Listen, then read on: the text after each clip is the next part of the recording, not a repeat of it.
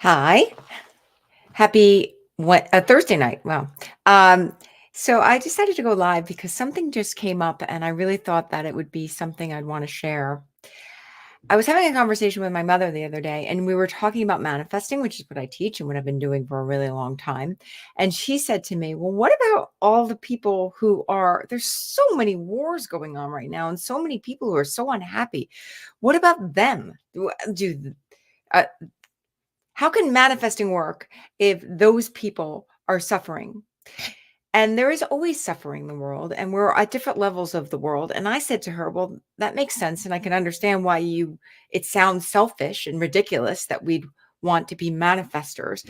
But the truth is, if you're not living in a war torn country, if you're living in relative peace, because there's not a lot of relative peace, let's be honest, there's a lot of drama in the world. But if you are lucky enough and blessed enough to live in a place where you can manifest, you're actually poised to help the entire world, because real manifesting is shining your light. What manifesting is stepping into the truth about who you are, which is your spirit, which is limitless. And if you can become light, then you shine the way for everybody else. Manifesting is stepping into your light in a way, because we start out as a spark and all of our fear just blocks everything in our way. A fear just blocks us. And so every block of fear that we have up limits what comes to us that we want, right? So every time you remove a block, you create more light so that it lights your way, but not just your way. It creates light for the world. So actually, it it's important for us to step into the most powerful version of ourselves, because when we step into the most powerful version of ourselves, we allow other people to see better. We create light for the world. Of course, when you bring up your light, when your light shines, it also create creates a shadow. So the truth is, the more you shine, the more you'll see maybe darkness in the world, but also the more you shine, the more you'll bring up light. There's always going to be people in the world who are going to be unhappy. And there are people who could be happy in any situation and people who can be unhappy in any situation.